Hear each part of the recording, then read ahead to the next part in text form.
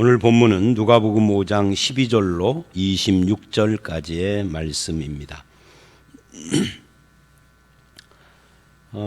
어떻게 보면 누가복음 5장의 핵심 키와 같은 그런 본문이라고 말을 할 수도 있는데 둘로 나눠져요.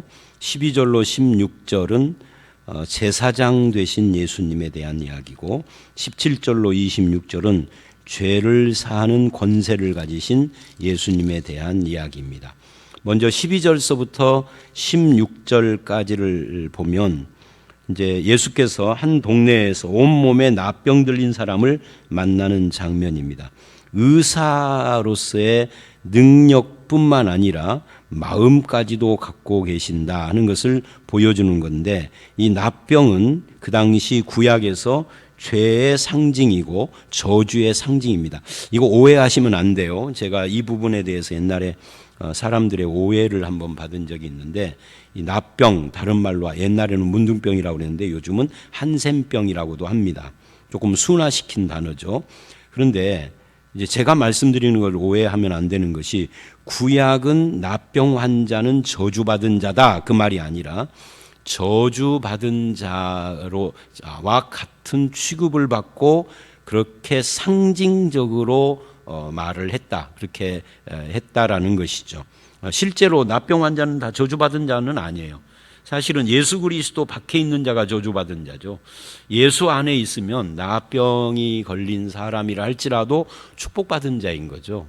그것은 분명해요. 그러나 구약 당시에는 죄와 저주의 상징으로 그렇게 생각을 했다는 거죠. 사람들이, 제가 아니라. 그런데 예수께서 이제 그런 분을 만난 거예요. 만나서 예수님께 그 사람이 엎드려 구하여 이르되, 이제 이 부분이 중요합니다. 뭐라고 하느냐면, 원하시면 나를 깨끗게 하실 수 있나이다. 이 두 군데에다가 밑줄을 해요. 원하시면이라는 말과 하실 수 있나이다 해요. 하실 수 있나이다 하는 것은 능력을 말하는 거고, 원하시면이라는 말은 마음을 말하는 겁니다.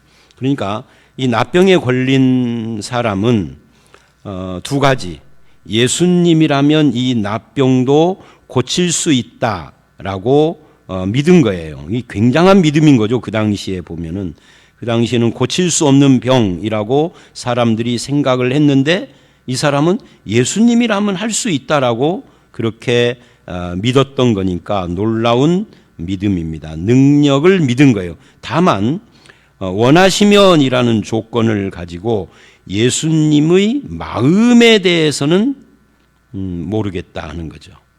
그럴 마음도 갖고 계시는가에 대해서는 의문을 가지고 있다 하는 거예요. 왜?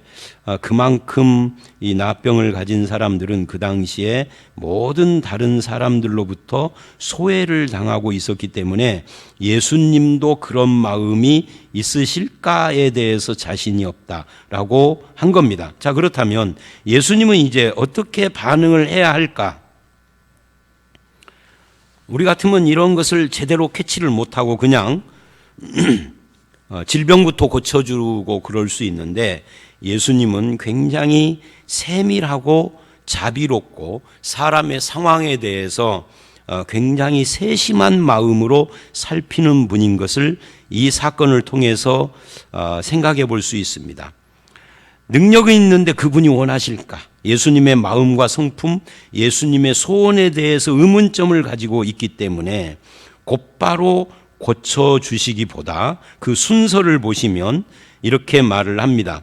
손을 내밀어. 이 손을 내밀어, 이게 굉장히 중요한 거예요. 말하자면 깨끗함을 받아라는 맨 마지막에 나와요. 깨끗함을 받으라 하는 이 능력은 맨 마지막에 나오고, 손을 내밀어 그에게 대시며, 이게 얼마나 중요하냐면, 그 당시의 납병은 요즘도 마찬가지지만 손을 대는 순간 부정하게 돼요. 그래서 납병 환자와 동일하게 격리를 해요. 그러니까 아무도 납병 환자에게 손을 대지는 않습니다. 그래서 접촉을 아예 못하도록 납병 환자를 발견하면 돌을 던지며 떨어져라, 나가라 하고 막 외치는 겁니다. 그래서 납병 환자는 가정에 살 수가 없고 동네에 살 수가 없고 그분들끼리만 저 어디 산 같은 데 굴을 파고 살아요. 그 배너라는 영화를 보셨습니까? 그 배너에 보면은 그런 장면이 나오죠. 동굴에 모여 사는. 마을에 갈 수가 없으니까 가족들과도 접촉을 그 정도로 심각하게 생각을 하는데 예수님은 이 사람의 말을 듣자마자 손부터 덥석 잡았어요. 이건 뭐예요? 예수님이 그렇게 할 마음이 있다는 것을 말이 아니라 행동으로 먼저 보여주고 내가 원하노니 그래요. 말은 두 번째 나오는 거죠. 행동 먼저 하고 원하노니. 그 다음에 고쳐주는 것은 마지막에 나오는 겁니다. 깨끗함을 받으라. 우리의 생각과 반대 절차로 가요. 깨끗함을 받으라 하고 내가 원한다 하면은 능력은 확실히 있구나. 근데 마음은 나를 잡지는 않네. 그러니까 능력이 있는데 사랑은 없네. 이렇게 되는 거잖아요. 근데 사랑도 있다는 것을 보여주고 능력을 행사를 하시는 겁니다. 그 음성 나환자, 음성이라는 것은 이제 다른 사람에게 전염이 안 되는 그러니까 고쳐진 사람들이나 마찬가지죠. 음성 나환자촌에서 목회하는 분들의 이야기를 책이나 또는 실제로 거기서 목회하는 분을 제가 아는 분도 있어요. 를 들어보면 교회에 처음 부임을 하면 이분들이 마음을 안 준대요. 그리고 뭐를 계속 시도를 하느냐면 자기들과 함께 앉아서 밥을 먹는가 안 먹는가, 자기들이 먹는 반찬을 같이 먹고 자기들이 따라주는 음료를 아무 꺼리낌 없이 먹어야 그래야 마음을 연대요. 뭐 저는 경험을 안 해봐서 모르겠는데 옛날에 이 음성 나환자촌의 교회에 가서 집회를 한 적이 있어요. 근데 그 생각이 나서 이제 집회 끝나고 함께 차 마시고 다과를 하는데 아무렇지도 않게 이렇게 먹었어요. 제가 속으로 꺼림칙함이 없었는가? 그렇다라고 말하기는 좀 어렵겠죠. 그런데 들은 말이 있어서 이분들 앞에서 꺼림칙한 모습을 보이면 안 되겠다 하는 생각이 있어서 일부러 대담하게 먹었는데, 사실은 이제 저는 그 며칠 집회를 하고 떠날 사람이니까, 근데 거기서 목회하는 사람은 평생 함께 먹고 마셔야 하는 거 아니에요. 그거를 안 하면 무슨 설교를 해도 소용이 없는 겁니다. 저거 다 가짜인 거죠, 가짜. 예수님이 지금 그거라는 거예요. 말하기 전에 먼저 손부터 잡고 말하고 그 다음에 행동은 나중에 하는 거죠. 고쳐주는 행동은. 자, 이 예수님의 마음. 그래서 이 본문이 지금 강조하는 것은 예수님이 어떤 분인가를 지금 말하는 겁니다. 그렇게 긍휼이 풍성하신 분이다 하는 것을 보여주고 있는 거죠. 그리고 14절을 보면 아무에게도 이르지 말고 제사장에게 몸을 보이고 입증하라 그래요. 아무에게도 제사장에게 보이고 입증하라. 이 세 군데 다 밑줄을 해야 되겠죠. 예수님의 세밀한 관심을 말하는 겁니다. 이 고침받은 나병 환자는 고침받은 기쁨에 아무나 만나게 되고, 그러다 보면 나는 고침을 받았지만 상대편은 내가 고침받은 걸 모르니까 돌을 던질 거 아니에요. 돌에 맞아 죽을 수도 있어요. 그래서 예수님은 그것까지도 배려해 주시는 거죠. 제사장에게 먼저 가서 몸을 보여라. 이 말은 요즘은 병원에 가라라고 하겠지만 이때는 병원이라는 것이 없고 약국이라는 것이 없으니까 이 의사 역할을 하는 존재가 제사장이었어요. 납병이 발병했다를 진단하는 것도 제사장이 하고 고쳐졌다를 선포하는 것도 제사장이 하는 거죠. 그래서 그 제사장에게 먼저 가서 입증을 하라는 거예요. 친절하게 가이드를 해 주는 거죠. 여기서 저는 좀 엉뚱하게 이런 것도 생각을 해봅니다. 일각에서, 한국교회 일각에서 신비주의에 빠져가지고 기도를 해서 병이 나았는데 네가 낳은 병, 그게 나았는지 안 나았는지 알 수도 없죠.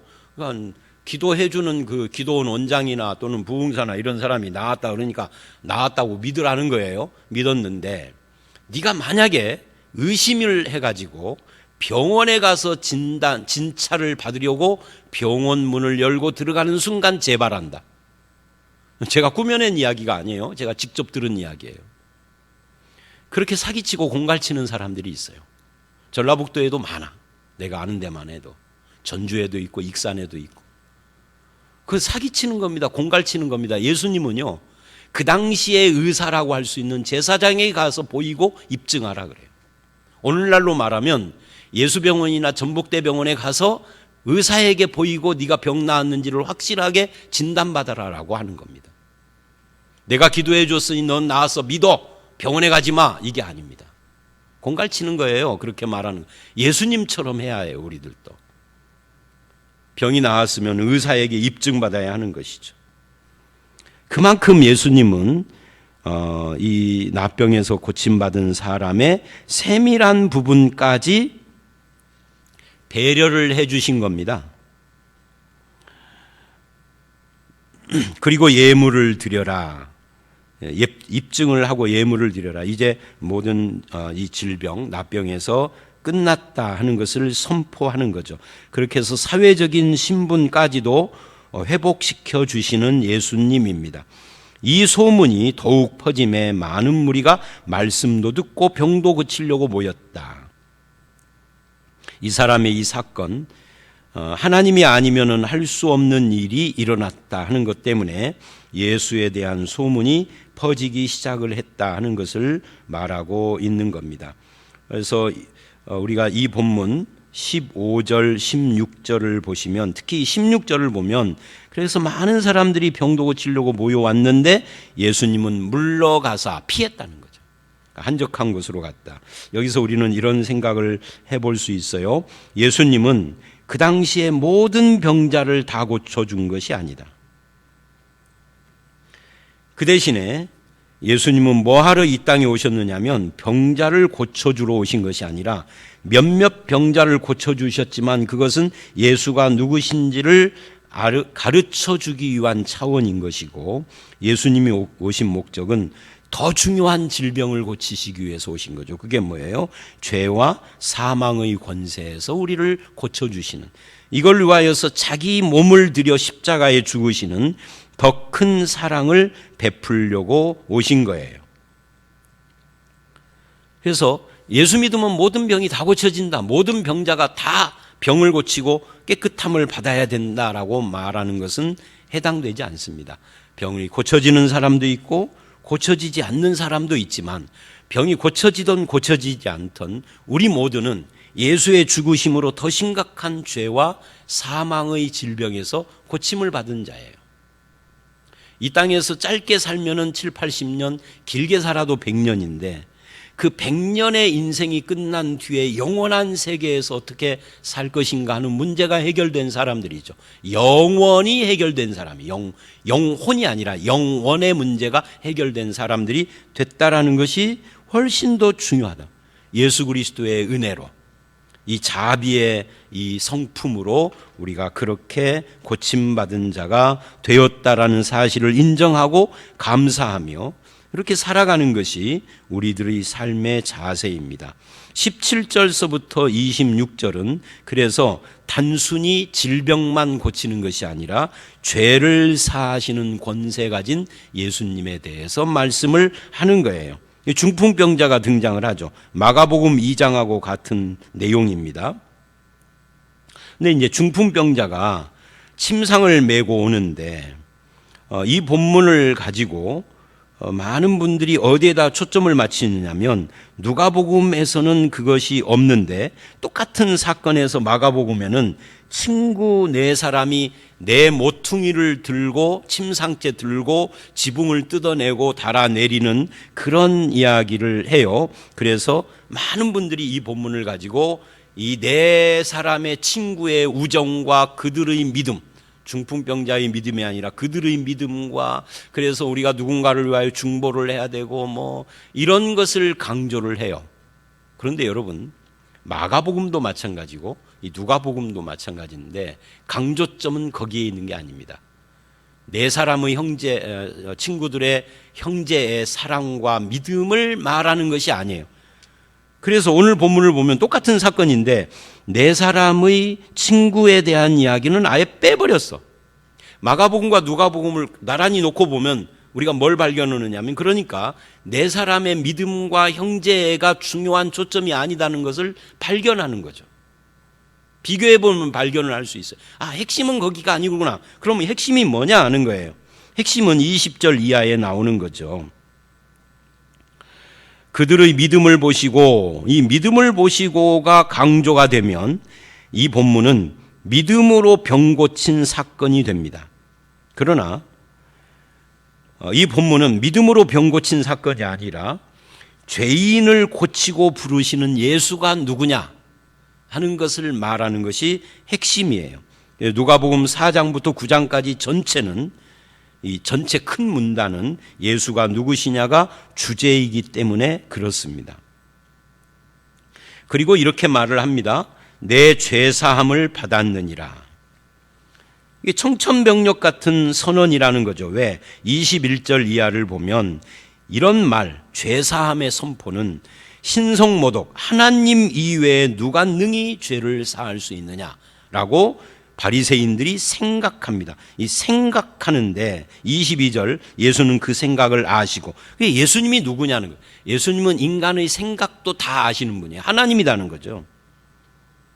기노스코라는 말은 단순히 이해해서 아는 걸 말을 하고, 에피그노스코, 기노스코는 통찰력 있게 꿰뚫어 보는 그런 것을 말하는데, 여기서 아시고라는 22절의 말씀은 에피그누스예요. 그러니까 통찰력 있게 꿰뚫어 본다. 사람의 마음을 꿰뚫어 보는. 우리 인간은 오래 사귀어야 사람의 마음을 알아요. 그런데 예수님은 탁 보고도 사람을, 자기와 아무 관계가 없는 사람도 탁 보면은 그걸 꿰뚫어 보시는 신적 능력을 가지신, 말하자면 하나님이시다는 거예요. 하나님이시기 때문에 죄사하는 권세도 있는 거죠. 그래서 질병을 고치는 것이 이 본문의 목적이 아니라, 병을 고치는 것은 일종의 표적이다. 하나의 표적이고 증거일 뿐이다. 그래서 24절을 보면 인자가 땅에서 죄사하는 권세가 있는 줄 너희로 알게 하려고, 표적이단 말이야. 알게 하려고. 그래서 병을 고치는 겁니다. 병 고침 자체가 목적이 아니라는 거죠. 병을 고침으로써 죄사함, 병 고침 이꼴 죄사함. 그래서 죄사함의 권세 가진 예수가 누구냐? 이 신성을 가지신 분이다. 하나님이시다. 이거를 알게 합니다. 너희들이 의문을 하는 21절, 하나님 이외에 죄사하는 자는 아무도 없다. 그것이 바로 나다. 이거를 가르쳐 주려고 한다. 그래서 생각을 아시고, 무슨 생각을 하느냐? 22절 물으시고, 그 다음에 23절 네 죄사함 받았다 하는 말과 일어나 걸으라 하는 말, 어느 것이 쉽겠느냐? 그럼 죄사함이 쉬울까요? 일어나 걸으라가 쉬울까요? 이런 이야기입니다. 예수님, 신적인 능력을 가진 예수님에게는 일어나 걸어라 하는 것이 훨씬 쉬운 거죠. 왜? 일어나 걸으라 하면 아무도 시비할 것이 없어요. 근데 죄를 사함 받았다라는 말도 예수님에게는 신이니까, 하나님이니까 쉬운데, 여기에는 문제가 있어요. 네가 죄 사함을 받았다 그러면 시비가 와요. 그거 어려워요. 그러니까 일어나 걸어라 하는 것이 훨씬 쉬운 거죠. 그런데 예수님은 그 어려운 시비가 있을 줄 예상이 되는, 그것을 하시는 이유가 뭐냐 하면은 인자가 죄 사하는 권세가 있는 줄 알게 하려고 해요. 그래서 오늘 본문은요, 병고침도 목적이 아니고, 그들의 믿음도 핵심이 아니고, 죄를 사하는 권세 가진 예수, 이게 핵심입니다. 바로 그 예수님이 나와 함께 한다는 말이죠. 그래서 앞에 12절로 16절에서도 납병을 고쳐주신 것도 이 납병이 가지고 있는 저주를 없애버리시는 예수님, 오늘 이 본문 17절 이하에서도 죄를 사하는 권세를 가지신 예수님, 그러니까요, 병고침보다 더 큰 축복이 뭐냐면 그런 예수님을 아는 거예요. 인간의 고통의 원인은 죄를 사함받는 축복이에요. 병고침은 부수적인 겁니다. 나에게 죄사함이 있다면 가장 큰 축복이 나에게 있는 것이기 때문에 병고침이 있으면 땡큐, 좋은 것이고, 병고침이 없어도 사죄와 구원의 확신으로도 얼마든지 감사하는 것이, 이게 신자다 하는 것을 우리는 깨달아야 하는 겁니다. 이거 병고침은 하나의 표적일 뿐이니까 그렇습니다. 그래서 이제 24절을 지나서 24절에 보면은 그래서 일어나 침상을 가지고 가라 하니까 벌떡 일어났어요. 그럼 일어났다는 것은 뭐예요? 병 고쳤구나. 그게 아니라 죄사함 받았구나 해요. 병 고치는 능력이 있으시네? 이게 아니라 죄사하는 권세를 가지고 계신 분을 내가 만났구나. 이렇게 되어야 정상인 거죠. 그래서 오늘 한국 교회에서 많은 분들이 나에게서 이런 병고침이라든지 어떤 기적적인 역사가 일어나지 않으니 나는 구원받은 사람이 아닌지도 모른다 하는 그따위 생각이나 말을 하면은 안 되는 거죠. 그거보다 더 훨씬 큰 것을 받은 자예요. 우리는 어제도 말씀드린 것처럼 귀신이나 무당에 의해서 내가 구원받은 것을 확인하는 것이 아니라 예수 그리스도의 죄사함, 구원, 그것이 더 중요한 거다라는 것을 오늘 이 본문을 통해서도 또 다시 보는 거죠. 그래서 이제 사람들이 그가 누웠던 것을 가지고 하나님께 영광 돌리며 집으로 돌아가는 것을 보고 26절 모든 사람이 놀라 하나님께 영광을 돌리며 심히 두려워하여 우리가 놀라운 일을 보았다. 여러분 여기에서도 우리가 좀 생각할 부분이 있습니다. 그게 뭐냐면 단순히 놀라고 영광 돌렸다 하는 걸로 끝나면 안 돼요. 주님이 원하는 더 중요한 것은 놀라고 영광 돌렸다가 아니라 놀라고 죄인임을 고백하고 구원받아야 해요. 그죠? 죄사함, 자기들도 죄사함 받아야 돼요. 그래서 납병 걸린 저 사람은 구원받아야 될 죄인이고, 그죠? 중풍병 걸린 저 사람은 구원받아야 될 죄인인데 나는 놀라고 끝나는 죄 없는 사람이라는 착각이죠. 놀라는 나도 구원받고 사함받아야 될 죄인이로구나. 이걸 깨닫고 엎드려야 되는데 저들은 그렇게 하지 않았다. 오늘날로 말하면 교회 나와서 신기한 체험을 하고 막 제가 전에도 자주 말하는 것처럼 손에서 장풍 나가고 입에서 오토바이 달리는 그거 경험하는 것이 그렇게 중요한 건 아니에요. 그건 없어도 그만이에요. 있어도 좋고 없어도 상관없는 거예요. 방어 못하면 어때요? 내 손에서 불이 나가서 병을 고치고 이거 못하면 어때요? 죄사함 받아야 하는 거죠. 구원받아야 하는 거예요. 천국 백성이 돼야 하는데 이 더 중요한 것은 등한시하고 오늘 이 본문의 이 사람들이 그런 꼴이라는 거죠. 더 중요한 죄사함과 구원의 문제, 저와 여러분은 바로 그 문제를 해결받은 하나님의 백성이라는 것을 감사하고 그것을 가지고 하나님께 영광을 돌리는 저와 여러분들이 되시기를 주의 이름으로 축원합니다. 함께 기도하겠습니다. 하나님 아버지, 우리가 이 납병을 고치시는 예수님과 또 중풍병을 고치시는 예수님을 보면서 예수님이 단순히 능력만 가지신 분이 아니라 얼마나 인간을 사랑하는 자비로우신 분인지 그 사랑에 대해서 깨닫습니다. 주님은 그런 자비의 마음도 있고 능력도 가진 분이며 심지어 세밀하게 이 구원받고 고침받은 이 나 환자의 삶에 대해서도 관심을 갖는 그런 정말 친절하고 자비로우신 우리의 주님이신 것을 깨달았습니다. 병을 고치는 것보다 더 중요한 것이 죄사함을 받는 권세를 가지신 예수를 만나는 것이고 그 예수 그리스도로 말미암아 우리의 질병이 고침받는 것이 아니라 죄가 고침받고 구원을 받는 것이 훨씬 더 중요한 문제인 것을 깨달았습니다. 사람의 마음을 통찰하시고 꿰뚫어 보시는 주님, 우리가 우리의 마음으로 예수를 나의 주라 고백하고 죄사함의 기쁨을 간직한 삶을 살게 하시되 아버지 하나님, 믿는 자들 가운데 있는 모든 질병의 문제도 고쳐주시옵고 저들을 깨끗이 낫게 하실 뿐만 아니라 그리 아니하실지라도 죄사함의 기쁨을 노래하고 영광을 돌리며 주님과 함께 동행하는 우리 모두가 되게 해 주시옵소서. 아버지 하나님께서 우리와 함께 하시는 것을 감사하고 믿사오며 예수님 이름으로 기도드렸사옵나이다. 아멘.